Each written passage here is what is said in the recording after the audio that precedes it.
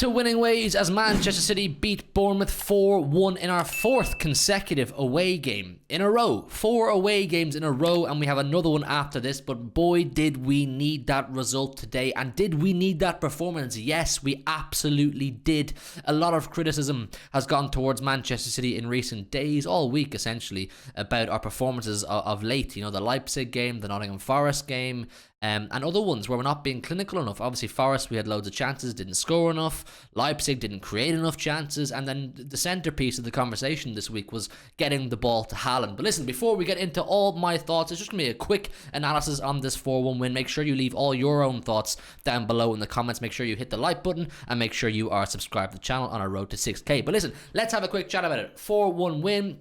Was it our best performance of the season? No. Was it our worst? No, not either. But we absolutely needed it. Listen, like I said at the start, these games are coming thick and fast, and they're all away for us right now. It feels like months since we played, since that Aston Villa game, our last game at the Etihad. But listen, Bournemouth, even though people will say you beat them 4-1 and that's what you should be doing, Bournemouth are a relegation side, I'm telling you, it's not easy. It is not easy. I've seen tweets already from fans of other clubs saying, oh, City are going to try to dress this up like it was a massive win. Well, the reality is they just beat Wolves last week. Yes, they're in a relegation battle, but going to these relegation teams, particularly away, is not something you really want to be doing. You don't want to welcome it onto yourself, and the pressures that they have on their shoulders, they're going to put onto you for those 90 minutes. So we had to go out, keep our composure, get ourselves back to winning ways after 2 draws in a row. So it was never going to be particularly easy. Some of the players obviously need to improve their performances, a few tactical changes, but listen, the main thing for me was that team sheet. We asked for chaos. We asked for more chaos in our build-up play and our overall performance,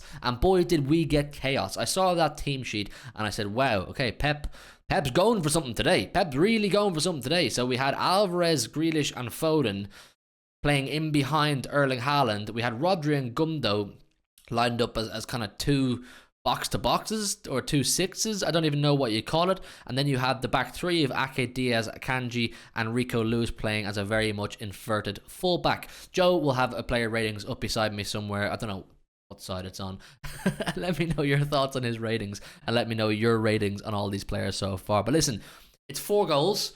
Haaland gets 1. He needed that. Today was, I think, there was a chance for Haaland to officially have played more games than he scored goals this season if he didn't score today, and he'd only got 1 in his previous 6 games going into this, so Haaland needed this. Haaland has spoken his frustrations in recent weeks. Pep has spoken his own frustrations about the lack of service Haaland is getting, and is it a tactical thing? Is it just a simple player thing? They can't do it, but it's quite clear that we can do it because we were doing it today, and someone who I have been saying for a long time, I reckon we could guarantee this player would get the ball to Haaland or be more enthusiastic about playing the ball to Haaland and be more aggressive about it is Phil Foden, and he was on the pitch today and he got his goal too, a well-worked goal, a good or a bad mistake from the Bournemouth defence, as you would say. None of our goals essentially were absolutely thrilling, but we took them. We were clinical, and that's an issue we've had, particularly against Leipzig and particularly against Nottingham Forest. We weren't being clinical. But listen, the performance, I'm not going to delve too deep into it because, listen, we did what we needed to do. We went to an away game against a relegation team and we got the job done. We picked up the 3 points.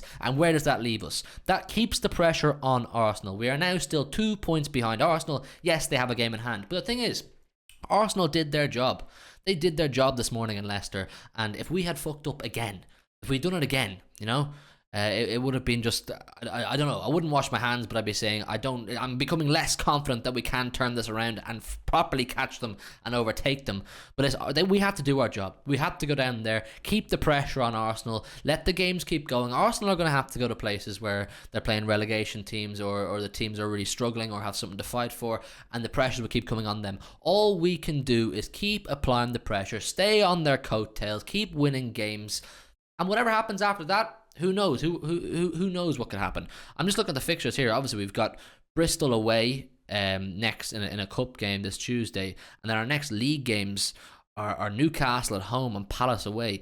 They are not easy. They are not easy games. Newcastle, they could be Carabao Cup champions by then, or else they'll be out of the Carabao Cup and finish with that and fighting for top 4 and putting all their time and energy into that. Palace away, I'm going to that one. Not an easy place to go, Selhurst Park. We know this. We've had problems in Selhurst Park before. So listen, they're coming thick and fast. And today, for me, it was just about getting in there, getting the 3 points and getting out. You could see Pep was desperate to rotate the team as quick as possible. You know, get the 3 or 4 goals, give yourselves the comfort of a lead, and then start rotating. He brought on that young Maximo Perrone kid.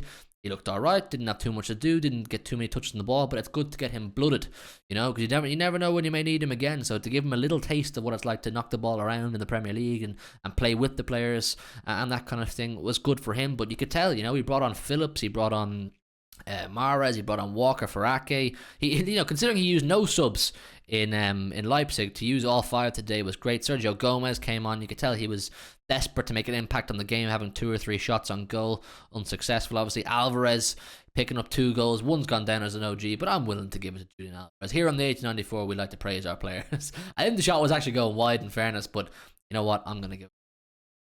Listen, like I said, I'm not going to dive too much into the performance. There's not too much to take away from it. We just did what we had to do.